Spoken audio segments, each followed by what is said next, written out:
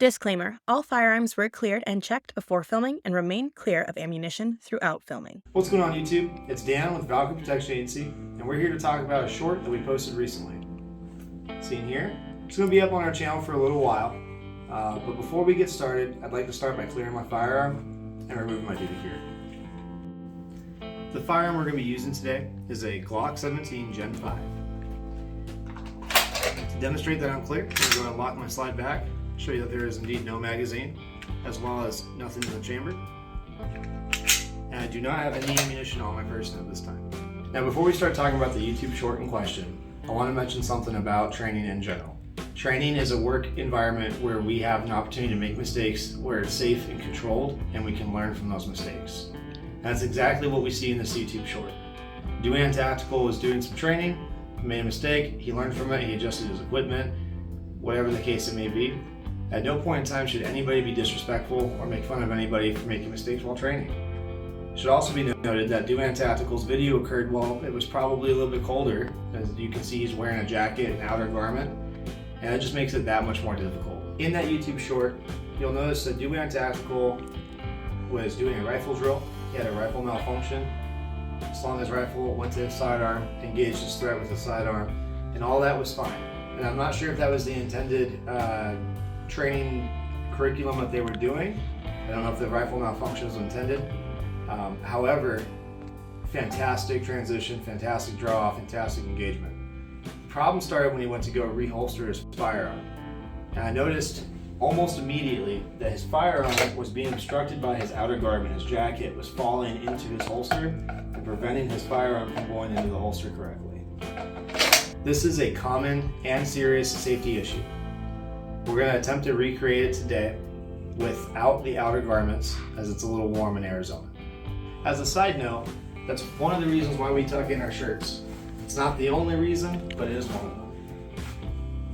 As I untuck my shirt, I can show you that even with just a t-shirt, I can actually obstruct that holster. When that gun goes to go back into that holster, it creates two problems for us. One's more serious than the other. The first issue is my gun is clearly not in its holster or retained in any kind of fashion. The second issue is a little bit more serious and is a very similar issue to when you have a concealed carry and your garment gets in the way. The second, more dangerous issue is obstructions in your holster can sometimes make your gun go off. If you heard that carefully, the gun actually went off prior to completing its holstering path. I do want to take a second and admit that demonstration was indeed staged and dramatized for this video. One other thing I noticed during that short was Doane Tactical's holster wasn't super stable on draw or holstering. Something that we can do to mitigate that is another piece of equipment called a thigh strap, or a thigh rig, or a thigh band. There's a couple different names for it. In this case, I'm using a T-Rex Arms thigh band. They're like $18 on their website, and it provides a lot more stability for that holster. Even if I try to flex it out, that's about all the movement I can get out of my holster. If I were to remove this thigh rig and do that again, I can get a ton more movement out of that. And that does affect your draw. You see when that gun's coming out of the holster, it wants to move, as well as reholstering with it moving either direction on the way back in. With that thigh band on, that retention does keep that holster a lot more stable with a lot less movement. This firearm is also a Glock 17. This one's a Gen 3 though. It is clear at this time with no magazine, as well as no rounds in the chamber, and no live ammunition on my person. Here's another example of a thigh band on a different type of holster, on a different rig for a different firearm. Same story though. That is going to give you more stability on your draw as well as your reholster. Now we're going to demonstrate what Valkyrie Protection Agency teaches to its guards, as well as what we recommend to help mitigate these risks. The biggest thing that we can do is to check our holster when we're reholstering. If we are reholstering our sidearm, or maybe your primary, depending on your situation, you shouldn't be in a rush. If you're in a rush to reholster your firearm, it should probably be out because that threat's not dealt with. First thing we're going to do upon completing a course of fire is we're going to observe our surroundings, make sure that we're safe to holster our weapons, and we're going to visually inspect our holster on the way in and ensure that there are no obstructions or any safety hazards. If there are, take that time to clear that before you holster. If you're holstering and something doesn't quite feel right, or it doesn't go in smoothly, or anything along those lines, stop and inspect your holster to ensure that you don't have any obstructions.